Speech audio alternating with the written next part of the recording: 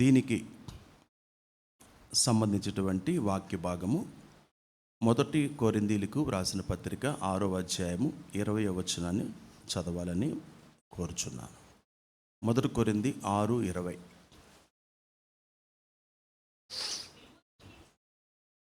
విలువ పెట్టి కొనబడిన వారు గనుక మీ దేహముతో దేవుణ్ణి మహిమపరచుడి. విలువ పెట్టి కొనబడిన వారు గనుక మీ దేహమును బట్టి దేవుణ్ణి, అందరూ వింటున్నారు కదండి, ఎవరిని మహిమపరచాలి? ఓకే, ఎందుకు మహిమపరచాలి? యెషయా గ్రంథం 43వ అధ్యాయము 7వ వచనం. ఎందుకు దేవుణ్ణి మహిమపరచాలి?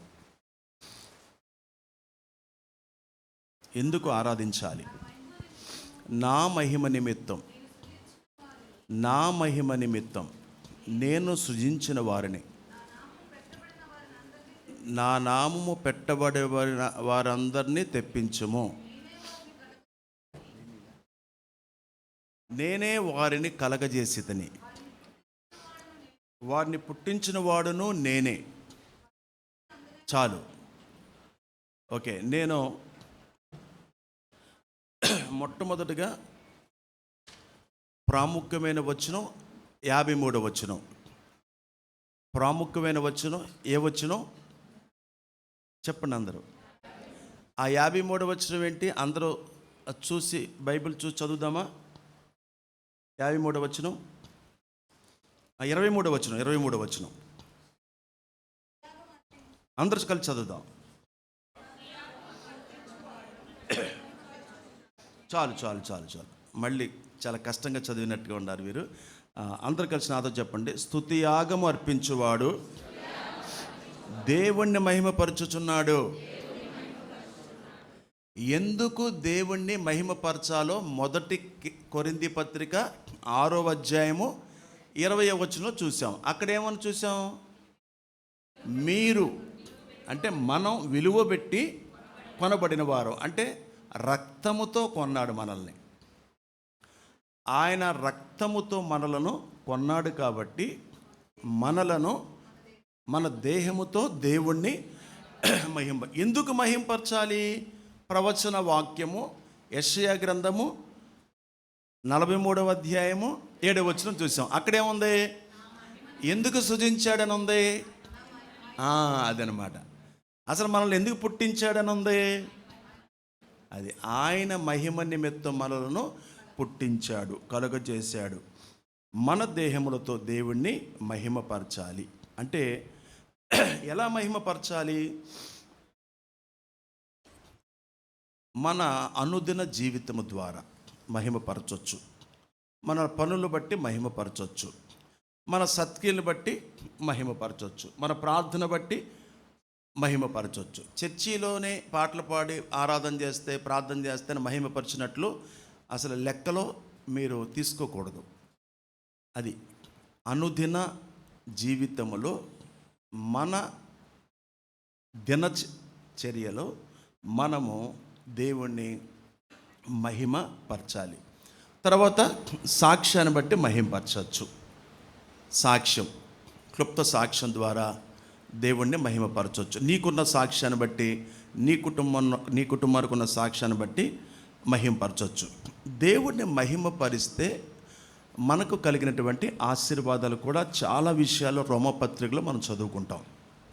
రోమపత్రికలో చాలా విషయాలు చదువుకుంటాం, కానీ ఎక్కువగా అన్ని విషయాలు మనం చదువుకోవడానికి మనకి ఆదివారం సమయం కాదు. అది బైబిల్ స్టడీలోనూ మనకు కుదురుతుంది. ఇప్పుడు ఆయన విలువ పెట్టి కొన్నాను అన్నాడు అనలేదా? అన్నాడు. మనం అనకపోయినా ఆయన అన్నాడు. మనం గుర్తించకపోయినా ఆయన చెప్పారు మనకి, విలువ పెట్టి కొనబడిన వారు మీరు అన్నారు. మరి విలువ పెట్టి కొనబడక ముందు మనందరము ఎవరము? రోమపత్రిక 7వ అధ్యాయం ఇప్పుడు చూద్దాం. అందుకే కొన్ని వచనాలు, 14వ వచనం, కొనబడక మునుపు మనం ఎవరము? ఆత్మ సంబంధమైనదని ఎరుగుదుము. ఆ, అయితే నేను పాపమునకు ఆ. అమ్మబడి అమ్మబడి. శరీర సంబంధినై ఉన్నాను. కొనిపోబడక ముందు ఏమయ్యాం?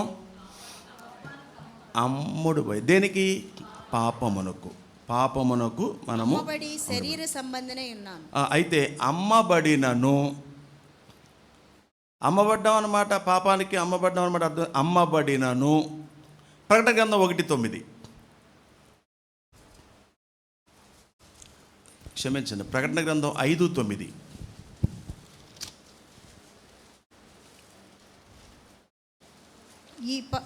ఆ పెద్దలు, నీవు ఆ గ్రంథమును తీసుకొని దాని ముద్రలను విప్పుటకు యోగ్యుడవు.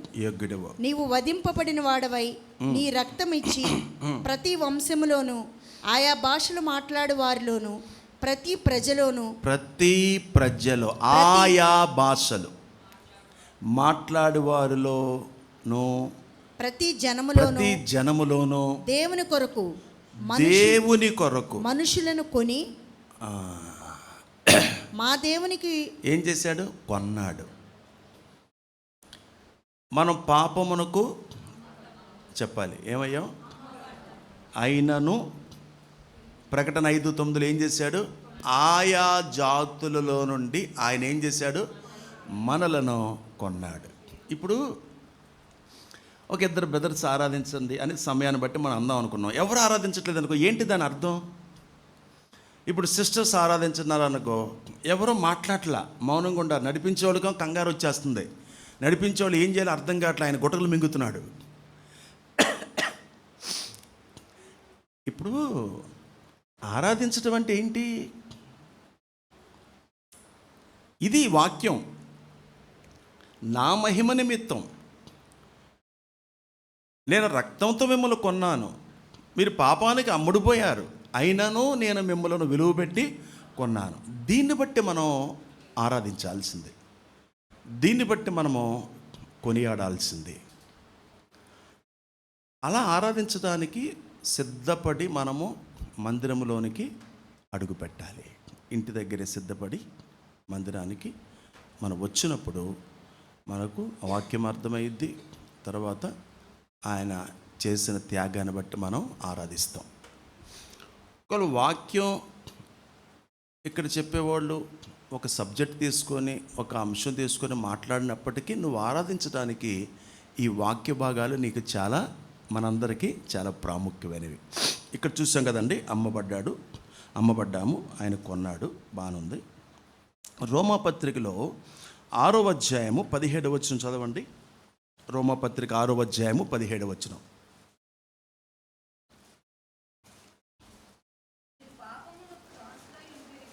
దాసులుగా ఉన్నారు, పాపమునకు దాసులుగా ఉంటిరి కానీ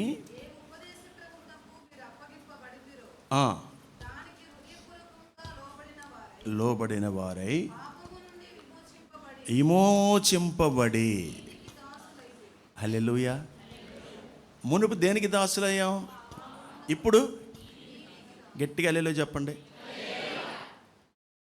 అట్లనే చెప్పారంటే కూడా అర్థం ఉండాలి. అదే ఇప్పుడు నాకు పాస్టర్ల కొంతమందికి పట్ల,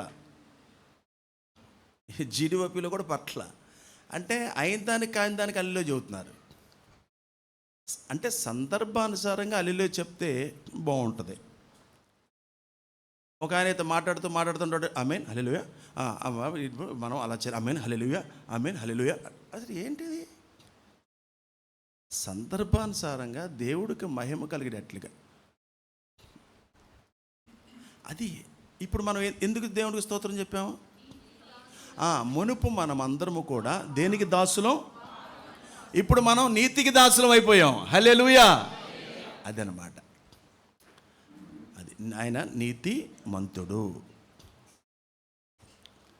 మనల్ని కూడా అలా చేసి దానికి దాసులుగా ఉండడానికి దేవుడు మనల్ని పిలిచాడు. దాన్ని బట్టి మనము దేవుణ్ణి మహిమపరుస్తున్నాం.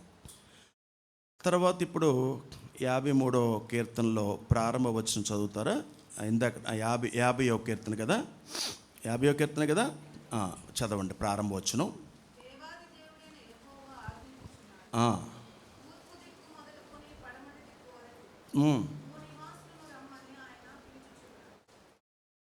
చదవండమ్మా.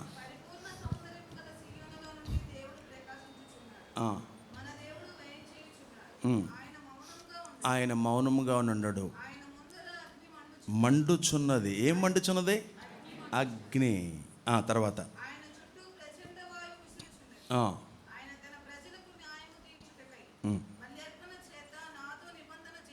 ఎనిమిదో వచనం. మీ బలుల విషయమై గద్దించుటలేదు. మీ బలుల విషయమై నేను మిమ్మలను గద్దించను. నీ దహన బలులు నిత్యము నా ఎదుట కనబడుచున్నవి. నిత్యము నా ఎదుట కనబడుతూనే ఉన్నాయి. ఎందుకు? పాత నిబంధనలో మనం చూసినట్లయితే, లేక ఇక క్రొత్త నిబంధనలో చూసినట్లయితే, అసలు దేవుడు అసలు ఏం కోరుతున్నాడు, మన దగ్గర నుంచి ఏం ఆశిస్తున్నాడు? పోయిన వారం మనం చూసాం, 10 మంది కుష్ఠరోగులు స్వస్థత కలిగింది. ఒక చోట ఏమో ఆయన ముట్టుకున్నాడు, ఇంకొక చోట ముట్టుకోకుండా ఏమన్నాడు? మీరు వెళ్ళి యాజకునికి కనపరుచుకొని అన్నాడు.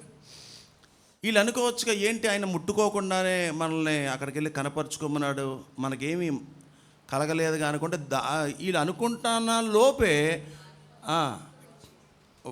దారిలోనే ఏమైంది? వాళ్ళకి శుద్ధులైరి. హల్లెలూయా. అప్పుడు ఒకడేం చేశాడు? ఆ రోజుల్లో ఫోనులు లేకపోయినా ఆయన ఎక్కడున్నాడో వెతుక్కుంటూ వచ్చి ఆయనకి కృతజ్ఞతాస్తుతులు చెల్లించాడు. అప్పుడు ఆయన ఏమన్నాడు? ఆ 99 ఎక్కడా అన్నాడు. అంటే ఆయన ఏం ఆశిస్తున్నాడు? మనము థ్యాంక్ఫుల్, అదనమాట. ఆయన ఎదురు చూస్తున్నాడు. ఇప్పుడు మీరు అందరూ వచ్చారు, ఓకే, సంతోషం. మీ దగ్గర నుంచి ఏమి ఆయన ఆశిస్తున్నాడు? ఇది ఇంపార్టెంట్. మీరు 10 రూపాయలు వేసారా, 50 రూపాయలు వేసారా, 100 రూపాయలు వేసారా, 500 వేసారా, ఇది చూడడు. ఊరికినే కానుకలు పట్టుకుందాం అనుకుందాం. మీలో కొంతమంది దశమభాగాలు వేశారు, కానుకలు వేశారు అనుకుందాం. ఎందుకు వేశారు? ఎందుకు ఇచ్చారు? ఎందుకు అర్పించారు? ఎవరి కోసం అర్పించారు? అసలే మనం అక్కడ మలాకిలో చదువుతున్న దేవుడి కోసం కూడా కాదు, దేవుడి కోసం కూడా కాదు. అక్కడ నా మందిరములో ఆహారం ఉండు నిమిత్తం అన్నాడు. అదేగా అంత. అక్కడ ఎక్కడ ఉండాలి ఆహారం? అదేనా? చూడండి, మలాకి గ్రంథం చూడండి, కట్టకటక్క తీసి చదివేసేయండి. అందరు కూడా చూస్తారు, రెఫరెన్స్ కూడా మీరే చెప్పేయాలి. మలాకి, మేక కాదు, మలాకి 3వ అధ్యాయము 9వ వచనం. చదువు ప్రతిష్ట. చదవమ్మా. జనులందరూ నా యొద్ద దొంగిలిచునే ఉన్నారు, మీరు శాపగ్రస్తులై ఉన్నారు. నా మందిరములో ఆహారం ఉండునట్లు 10వ భాగం అంతయు మీరు నా మందిరపు నిధిలోనికి తీసుకొని రండి. ఆగండి, ఎక్కడికి తీసుకురావాలి ఇప్పుడు? ఎక్కడ ఆహారం ఉండినట్లు? ఇప్పుడు దేవుడికి డబ్బులు కావాలా? ఇప్పుడు మనం కొద్దిగా మీరు అలర్ట్గా ఉండాలి. దేవుడికి డబ్బులు కావాలా? కట్ల కావాలా? చెప్పారా అమ్మా? చేపల కూర కావాలా? నాటుకోడి కావాలా? కావాల్సింది ఎవరికి? మనకి. 10వ భాగము దేవుడు మనల్ని దీవించినందుకు, మన కష్టార్జితము మన చేతిలో పెట్టినందుకు మందిరములోనికి తీసుకొని వస్తే మందిరములో ఆహారం ఉంటుంది అన్నాడు.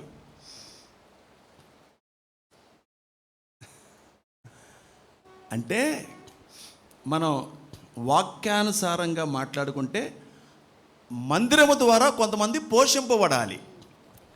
నేను నిన్న బుధవారం ఒక అనౌన్స్మెంట్ చేశాను, శ్రీల రెడ్డి ముగింపులో. ఎవరికైనా గుర్తుందా? ట్రస్ట్కి సంబంధించిన ఒక మాట చెప్పా, గుర్తులేదా?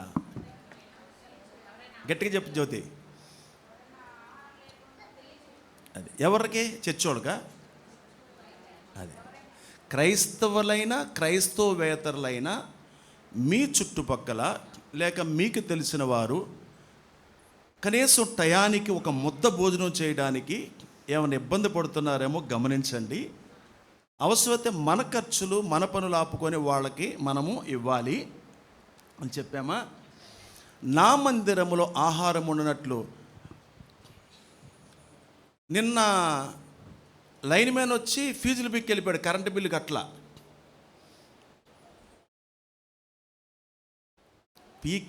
పీకెళ్తే అవమానం. చరిత్రలో కరెంటు బిల్లు కట్టనని రోజు లేదు. ఒకవేళ పీకెళ్తే ఏంటి? అవమానం. అది అన్నమాట. అంటే మందిరములో ఆహారం ఉన్నట్లంటే షాలోమ్ ఎవాంజలిక్ ఫెలోషిప్ పలానా మీటింగ్ పెట్టారండి, నిన్న సేల్ మీటింగ్ పెట్టారండి, కేజీ గారు వాక్యం చెప్పారండి, చికెన్ కూర తిన్నారండి, సమోసా తిన్నారండి, బాగా పొద్దున సాయంత్రం ఏసీలో కూర్చున్నారండి, డెఫిషిట్ 5,000 అండి. అరుణ నువ్వు ఇస్తావా డెఫిషిట్? అడచొస్తావేంటమ్మా నువ్వు? మీ ఆయన బంగారం వేసుకొస్తే ఆ మాట లేదు. నాకే మిగిలితే డబ్బులు ఇచ్చారు నాకు. హల్లెలూయా. అది మందిరం అంటే. హల్లెలూయా చెప్పరేంటి? డెఫిసిట్ అంటేనా ఉసూరు మంట చూశారు, మిగిలిన నాకు ఇచ్చారంటే అంటే కరెంటు బిల్లు అనుకుందాం, మెయింటెనెన్స్ అనుకుందాం, ఏదన్నా అనుకుందాం. మందిరము ద్వారా కొంతమంది పోషింపబడాలి. మందిరము ద్వారా సేవకుడు పోషింపబడాలి. మందిరంలో ఉన్న ఆహారము ఆకలితో ఉన్న వారికి అందాలి. ఇక ఏదైనా ఏ కార్యక్రమం అయినా కానీ మందిరములో ఆహారం ఉన్నట్లు మీరు 10వ భాగం తీసుకురండి అన్నాడు. నూతన నిబంధనకు వచ్చేపాటికి 10వ భాగం లేదు. ఉందా? వర్ధిల్లిన కొలది, అదనమాట. వర్ధిల్లిన కొలది అన్నాడు. ఓకే రైట్, అక్కడ మనం ఆగిపోతున్నాము. తర్వాత కోడెలు మేకలు ఇవన్నీ కూడా ఆయన వద్దన్నాడు. ఓకే, ప్రాముఖ్యమైన వచనం ఏ వచనం అని చెప్పాను మీకు? 23వ వచనం. ఏమి కోరుకుంటున్నాడు? 23వ వచనం, 22వ వచనం చదవమ్మా. దేవుణ్ణి మర్చిపోయిన వాళ్ళారా దీన్ని యోచించుకొనుడి. ఆలోచించండి, ఒకసారి మీరు ఆలోచించండి. యేసు ప్రభు ఏంటి, బైబిల్ ఏంటి, చర్చ ఏంటి, అసలు ఎందుకు ఆదివారం వస్తున్నాం? పొద్దున్న లేచి కళ్ళు మంటలో పాప కేజీ మన కోన శివాజీ వాళ్ళ అబ్బాయి వాళ్ళ తాత వెనకాల బండి మీద వస్తున్నాడు. నేను అప్పుడు కార్తీక్ ఆడ వస్తే ఆడు ఉసూరు మంట ఏలాడిపోతా కన్ను ఎరబడిపోయి అట్టా ఊపుతున్నాడు. ప్రైజ్ లాడ్ అన్నా నేను. కొద్దిగా మెలుగు వచ్చింది ఆడికి. వీడు ఎక్కడ ఉన్నాడు? పైకి వెళ్ళాడా? ఓకే, పొద్దున్నే ఎందుకు వస్తున్నావు పొద్దున్నే అంటే ఏంటి? దేవుడు ఏం కోరుతున్నాడు నీ నుండి, నా నుండి? దేవుణ్ణి మర్చిపోలా మనం. హల్లెలూయా. అది మర్చిపోయే వాళ్ళకి ఆ వాక్యం, మనం మర్చిపోలేదు. ఒకవేళ మర్చిపోతే కూడా మనకి అదే వాక్యం. దేవుడు మర్చివారులారా దీన్ని యోచించుకొనుడి, ఆలోచించండి. నేను మిమ్మల్ని చీల్చివేస్తాను. ఎవడను లేకపోవును. ఎవడు తప్పిస్తాడు? ఇంకా ఆయనే చీల్చేస్తానంటే ఎవరిని అడ్డుకుంటారో చెప్పండి మీరు? చెప్పండి అమ్మా, చెప్పండి.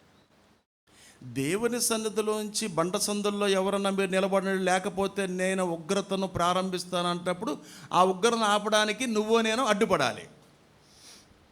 దేవరాజు గారు ఒక మంచి ఎగ్జాంపుల్ చెప్తూ ఉంటారు పాస్టర్స్ అందరికీ. నాన్న కొడుకుని కొడతాకి సిద్ధపడ్డాడు. బాగా కోపం వచ్చేసింది. ఎంత కోపం అంటే విపరీతమైన కట్టలు తెంచుకునే కోపం వచ్చింది. వెళ్తున్నాడు ఇక అంతే కొడతాకి. ఆగుతున్నాడు. ఏమమ్మా నువ్వన్నా అడ్డుపడతావని చూస్తాను, రావేంటి అంటున్నాడు. అర్థమైంది మీకు? అంటే నువ్వేమన్నా అడ్డుపడితే నేను కొట్టకుండా ఆగుతా, నాకు కోపం పెరుగుతున్నావా అది. అలాగూ మనల్ని మన ప్రార్థన అడ్డుపడాలంట. ఆ ఉగ్రత, ఆ శాపం రాకుండా మన ప్రార్థన అడ్డుపడాలి. అదే బండ సందుల్లో నిలబడటం అంటే. ఆ బండ సందుల్లో నిలబడడానికే ప్రపంచ ప్రార్థన ఈరోజు సాయంత్రం all denominations, hallelujah, RCM, salvation army, Lutheran, Baptist, CSI, SCF, BGM, IPC, అమ్నోస్, లైక్ దట్ ఆల్ డినామినేషన్స్ ఒక్క వేదిక పైన దేవుని బాధల కొరకు ప్రార్థన చేసే రోజు అని చెప్పాలి. ఈరోజు ఏ దినము తెలుసా? ప్రపంచ ప్రార్థనా దినం. బలరాం గుర్తుందా నీకు? మీరందరూ కుర్చీలు వేసేవాళ్ళు. కిరణ్ గుర్తుందా నీకు? తల ఊపు, అటన్న ఇటన్న ఊపు, అటు చూస్తానండి మళ్ళీ. ఆ దినం ఈరోజు అంటే మీకు మంచి వీడియో చూపిస్తారు. ఆ భాష మీకు అర్థం అవ్వదులే, నాకు అర్థమైతే నేను ఎక్స్ప్లెయిన్ చేసేవాడిని. నాకే అర్థం కాదు, మీకేం అర్థమైంది? కాబట్టి ఒక వీడియో మధ్యలో చూపిస్తాము. ఈరోజు అంటే ఆయన పునరుద్ధానం తర్వాత 50 రోజుల తర్వాత 50 days, ఆఫ్టర్ 50 days తర్వాత శిష్యుల మీద తన ఆత్మను దేవుడు బలంగా దించాడు. అప్పుడే సంఘం ఏర్పడింది. పాత నిబంధనలో మందిరాలు ఉన్నాయి, కొత్త నిబంధనలో మందిరాలు లేవు. పాత నిబంధనలో సంఘము లేదు, కొత్త నిబంధనలో సంఘం ఉంది. ఈ సంఘము పుట్టినరోజు. హల్లెలూయా. ఈరోజు సంఘం పుట్టినరోజు జరుపుకోబోతున్నాం. ఎక్కడ? RCM మేరీమాత బిషప్ గ్రాసి హై స్కూల్ గ్రౌండ్లో. వస్తున్నారుగా అందరూ రావాలి. అంతే. శివయ్య గారు స్టేజ్ మీద కొంచెం పాట పాడతారు. ఎవరో ఆయన ఏకీభవించాలి. వచ్చి పాట ఎత్తుతారా? సేవకులు ప్రార్థన చేస్తూ ఉండగా, వాక్యం చెప్తుండగా మనం ఏకీభవించాలి. ఏకీభవిస్తూ ఉండగా అంటే అదే అంటాడు, ఆత్మపూర్ణులై ఏకీభవిస్తూ ఉండగా కొంతమందికి అద్భుతాలు జరిగినాయి. ఆత్మతో నింపబడిపోయి లీనమైపోయి స్తుతిస్తూ ఉండగా, ఏకీభవిస్తుండగా కొంతమందికి స్వస్థతలు కలిగాయంట, బలహీనతలు వెళ్ళిపోయాయంట. అది మిరాకిల్ అంటే, అది అద్భుతం అంటే. ఎవరో చేయేస్తే తోస్తే పడిపోయేది కాదు అద్భుతం, స్వస్థత. మనం దేవుని ఆత్మతో కలిసి ఏకీభవిస్తూ, ఇంకా నేను ఇక్కడ ఏదో ప్రాముఖ్యమైన వచ్చిన ఒకటి చూపించాలనుకున్నా. ఆ మాట నాకు చాలా పొద్దున లేచి మళ్ళీ ఒకసారి బైబిల్ అలా చూసుకుంటుంటే భలే నచ్చింది ఆ వాక్య భాగము. 14 వచ్చిన చదువమ్మా. దేవునికి స్తుతి యాగము చేయము. అందరూ చెప్పండి, దేవునికి స్తుతి యాగము చేయము. స్తుతి విడివిగా స్తుతి ఏంటి దీని అర్థం అసలే? ఒక్కసారి ఏమన్నా అర్థమవుతుంది చెప్పండి. స్తుతి యాగం అంటే, యాగం తెలుసుగా, యాగాలు వేస్తారు, దూపాలు యాగాలు వేస్తారు. యాగం అంటే ఏంటి? ఆగకుండా, ప్రత్యక్ష కరెక్ట్గా చెప్పింది. అది మండుతూనే ఉంటుంది, ఆ దూపం వెళుతూనే ఉంటుంది. అది స్తుతి కూడా ఆగడానికి వీల్లేదు. మనం యెషయా గ్రంథం అనుకుంటాం కదా, చాలా రోజుల క్రితం చదువుకున్న 6వ అధ్యాయంలో యెహోవా సైన్యములు కదా, యెహోవా పరిశుద్ధుడు అంటే పరిశుద్ధుడు. మీరు అన్న ఒకసారి, సైన్యముల బతికి యెహోవా దేవుడు పరిశుద్ధుడు, పరిశుద్ధుడు, పరిశుద్ధుడు. గాన, అది దాని అర్థం. అది గాన, ప్రతి గానం అంటే ప్రతిస్పందన, ప్రతిస్పందన. అది ఆగకుండా స్తుతులు, స్తుతులు, స్తుతులు. దేవుడికి మహిమ, మహిమ, మహిమ, యుగములు, యుగములు అని అది ఆగకుండా జరిగే అదొక ఘోష అంట. అది ఘోష. సౌత్ కొరియాలో ఉద్యమం ఎలా వచ్చింది? వాళ్ళు 30 సంవత్సరాలు ఆగకుండా చేసిన ప్రార్థనలో ఎలాంటి ప్రార్థనలు అంటే, ఆ కాన్ఫరెన్స్కి, ఆ కొరియా వెళ్ళిన వాళ్ళు కాన్ఫరెన్స్కి, మీరు కూడా ఒకవేళ కొరియా వస్తే నాతో పాటు వద్దరు. కానీ నేను అంటే వెళ్ళొచ్చు, పూర్ణ గారు అప్పుడే వెళ్ళట్లేదు, అక్కడ చూడమాకండి. వెళ్ళొచ్చు, చెప్పలేము, బతుకున్నంతకాలం కదా. మనం బంగారం వేసుకోవట్లా, సినిమాలకు వెళ్ళము, లేకపోతే షికార్లు తిరగము, తింటే టయానికి భోంచేస్తాము, లేకపోతే ఎక్కడికైనా ఏదైనా ఊరు వెళ్తాం, అంతే కదా మామూలుగా చేసేది. వెళ్ళాలి, ఇంకా 10 సంవత్సరాలు ఉంటాను, 10 సంవత్సరాలు ఉంటాను. ఏంది తీసుకుపోతాం? మహా అయితే 10,000 ఖర్చు పెడతారు, 20,000 ఖర్చు పెడతారు. అందుకని ఎక్కువ ఖర్చు పెడతారా? చెప్పండి మీరు, చెప్పండి మీరు, నిజమా కాదా? మరి ఎందుకు ఒకవేళ అందుకే అన్న, ప్రభు చిత్తం అయితే వెళితే మీరు రావచ్చు, ప్రాబ్లం లేదు. మూలుగుడు అంటాళ్ళు, వాళ్ళు పొద్దున్నే 4ంటికి లేచి, ఓ దేవా, ఓ మూలుగు. అది నాకు చెప్పడం కుదరట్లేదు. మూలుగుతారు, చూసారండి, మూలుగుతారు, నొప్పులకు మూలుగుతారే. ఆ మూలుగుడు అంటే ఉదయం అది హోటల్లోంచి బయటకు వచ్చి వస్తే ఏంటి తెల్లారిపోయింది వస్తే వాళ్ళు ఒక కొండ ప్రాంతానికి వచ్చి వందలాది మంది మూలుగుతున్నారని దేవుడికి ఉదయకాల సమయంలో పిల్లల ఉద్యమం వచ్చేసింది. ఆరాధన కానీ ప్రార్థన కానీ రోడ్లు కిక్కిరిసిపోతే గవర్నమెంట్ వాళ్ళు పోలీసు వాళ్ళు వచ్చి కాపలా కాసి వాళ్ళు అంత సెక్యూరిటీ వాళ్ళే చూసుకుంటారంట. పోలీసు వాళ్ళు కిక్కిరిసిపోతాయంట రోడ్లు. అలాంటి ఉద్యమం మన భారతదేశంలో కూడా రావాలంటే ఆ ఘోష దేవుడి దగ్గరికి వెళ్ళాలి. చచ్చిపోయినప్పుడు ఏడుస్తారు కదమ్మా కొంతమంది, చాలా బాధతో ప్రేమ ఉన్నవాళ్ళు, అయ్యో అన్నట్టుగా దేవా మా దేశం, దేవా మా దేశం, దేవా మా ప్రజలు, ఆ ఘోష కొరకు సాయంత్రం కూడుకోవాలి. మనం చుట్టుపక్కల ఎవరు ఇంకా చూడకూడదు, వాళ్ళు మన ఇంకా చూస్తున్నారు అని అనుకోకూడదు. దేవుడు ఆత్మతో స్తుతి యాగము చదవండి, స్తుతి యాగము అర్పించువాడు నన్ను మహిమపరుస్తున్నాడు. హల్లెలూయా. తల వంచుదాం, కళ్ళు మూసుకుందాం. ప్రభు ఈ వాక్యము చేత మనం బలపరచును గాక. స్తుతి యాగం చేద్దాం.